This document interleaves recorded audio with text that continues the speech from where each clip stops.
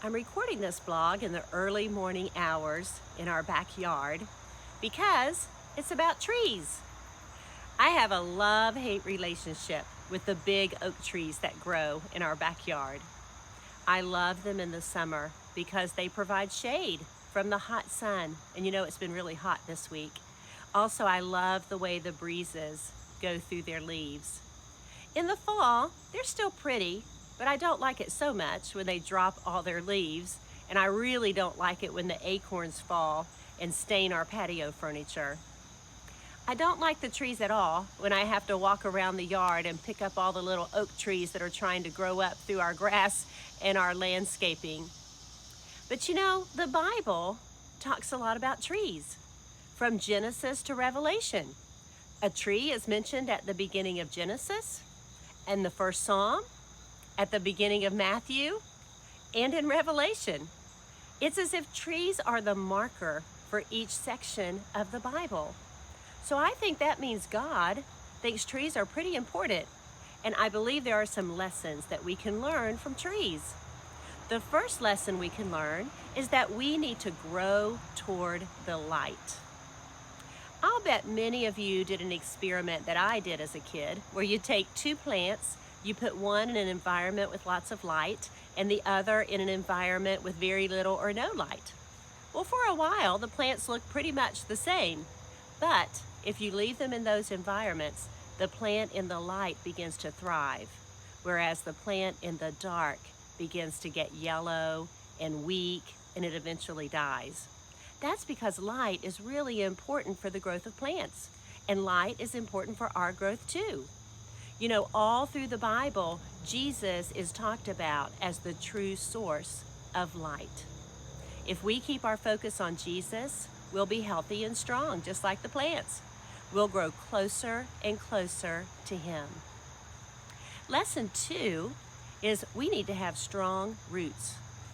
In Psalm 1, it says, "A person who meditates on God's law is like a tree planted by streams of water, which yield its fruit in season and whose leaf does not wither.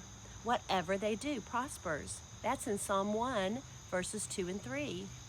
Strong roots give us the ability to withstand hard times.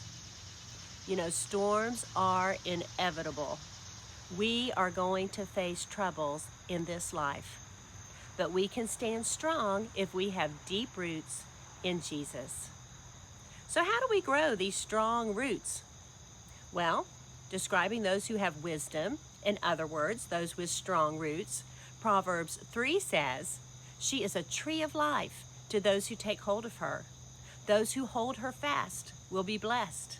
That's Proverbs 3:18.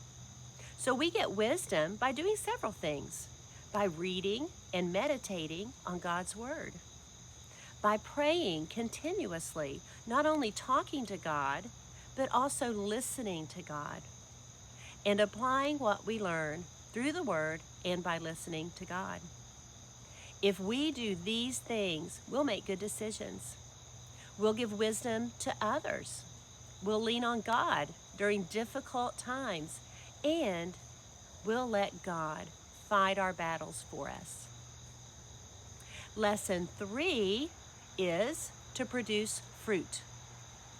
Talking about true and false prophets, Jesus says, "By their fruit you will recognize them. Every tree bears good fruit." Matthew 7, 16 and 17. In Galatians chapter 5, verses 22 and 23, we learn the fruit of the Spirit. And the fruit of the Spirit is love, joy, peace, forbearance, kindness, goodness, faithfulness, gentleness, and self-control. God's work in us transforms us. It causes us to bear this type of fruit. People should see outward fruit in our lives because of our relationship with Jesus. So we need to bear fruit, just like many of the trees. The fourth lesson is to focus on the long term. You know, our lives are short compared to trees. I read about one tree in California. The tree is appropriately called Methuselah, that has lived for over 4,000 years. And it's very common for trees to live hundreds of years. So I have a question for you, and it's for me too. Do I make decisions based on short-term goals, or do I focus on my role as a steward of God's gifts and allow God to use me to build his kingdom? Do I keep my focus on the long term rather than the short term? You know, you might be in a really tough season right now. I encourage you to keep your eyes on Jesus. He has wonderful plans for your life. And you know what? He will bring them to pass in his perfect timing if you will trust him. Well, as I mentioned earlier, the Bible starts and ends with trees. Revelation tells us there will be trees in heaven. Look at Revelation 22 and see what you find there. Now, maybe the trees in heaven won't drop their acorns and their leaves and leave ugly stains all over everything. And maybe they won't have these annoying sprouts that try to pop up everywhere.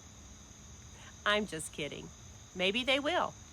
But one thing I know for sure is that the trees in heaven will be perfect and beautiful. And so will we. Well, that's it for this week. Keep walking with Jesus.